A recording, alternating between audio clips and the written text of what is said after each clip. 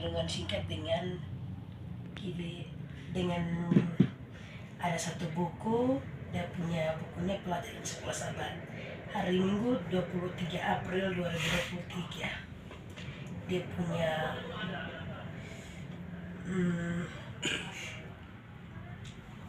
judul besar di sini dalam hari Minggu, pentingnya masa penghakiman.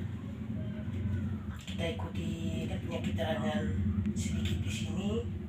Buku terakhir Kitab Suci Wahyu berfokus pada puncak dari kontroversi selama berabad-abad antara yang baik dan yang jahat.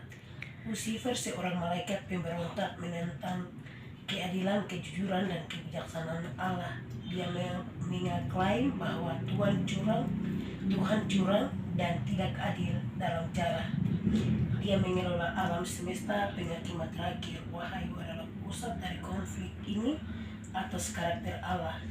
Teman-teman yang ada Alkitab atau Alkitab bisa buka dalam Wahyu 14 ayat 7.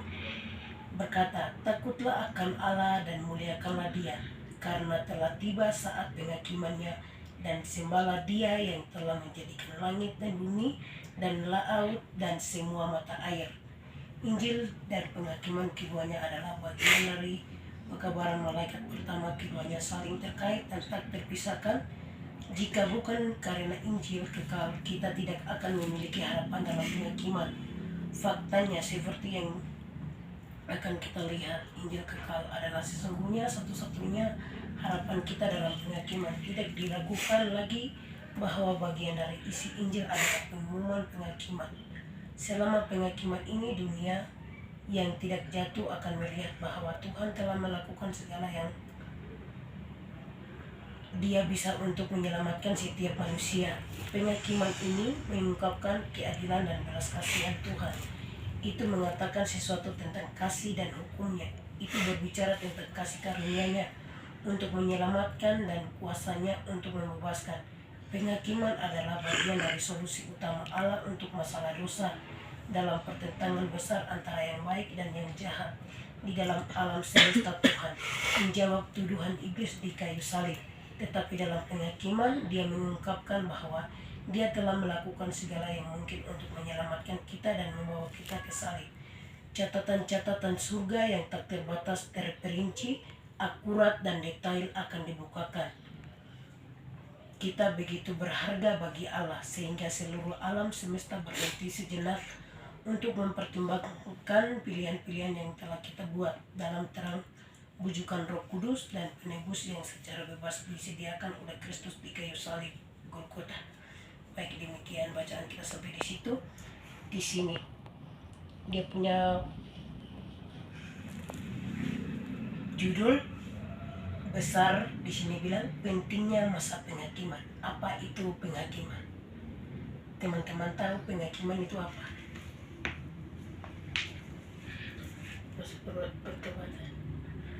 Perdebatan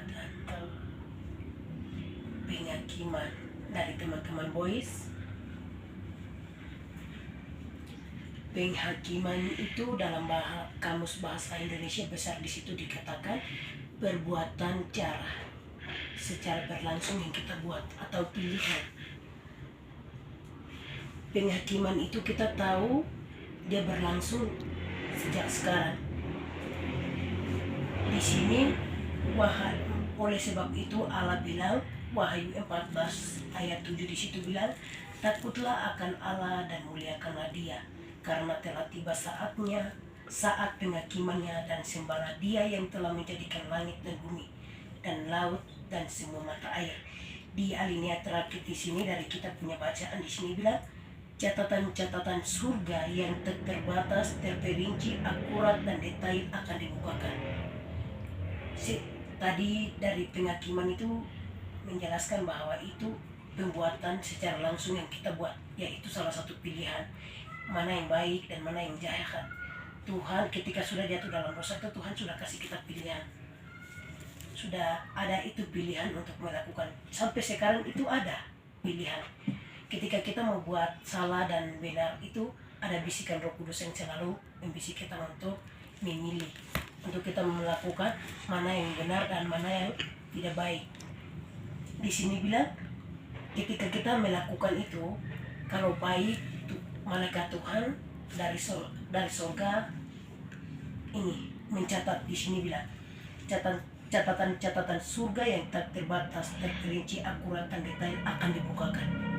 Setiap pilihan yang kita buat dalam kita punya kehidupan baik buruk itu malaikat Tuhan catat setiap hari perbuatan yang kita buat, dan Tuhan akan membukakan pada akhir zaman penghakiman nanti. Tuhan akan buka dan akan membaca setiap perbuatan yang kita buat, baik atau jahat. Tuhan akan baca. Oleh sebab itu di Wahyu 14 ayat 7 di situ bilang, takutlah akan Allah.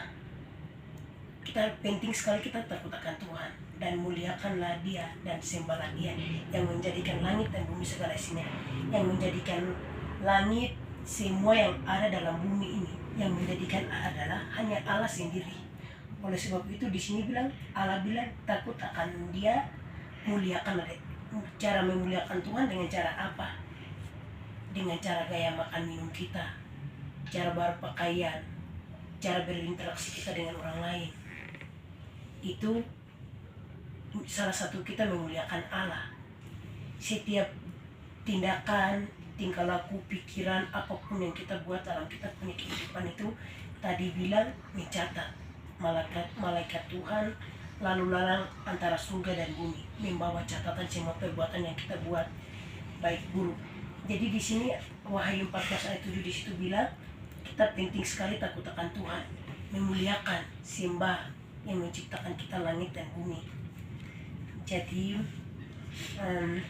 sebelum saya ambil kesimpulan dari kita punya renungan singkat ini, teman-teman serta Pak Guru, kalau ada pertanyaan atau tambahan dari kita punya renungan singkat ini, persilakan sebelum saya mengambil panggilan, ajakan atau kesimpulan.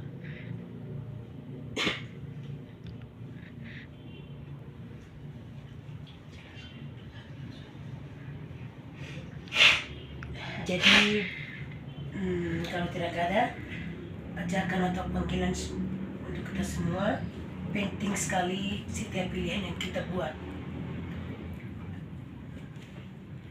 Pilihan yang kita harus buat adalah Tuhan punya mau. Karena semua perbuatan yang kita buat itu semua dicatat. Kalau kita buat yang tidak diinginkan hati Tuhan, cara memuliakan Tuhan itu dengan tubuh. Roma 12 ayat 1 dan 2 di situ bisa buka juga. Memuliakan Tuhan dengan tubuh. Kalau kita mengkonsumsi hal-hal yang tidak diinginkan hati Tuhan, contohnya banyak yang hal-hal yang tidak diinginkan hati Tuhan kita sudah tahu, kayak makan minum, ini itu semuanya. Jadi setiap pilihan yang Tuhan kasih, mari kita memilih yang terbaik. Yang kedua, takut akan Tuhan itu penting. Yang ketiga, kita memuliakan Tuhan dengan cara gaya makan minum atau cara berpakaian, berinteraksi dengan orang lain itu penting.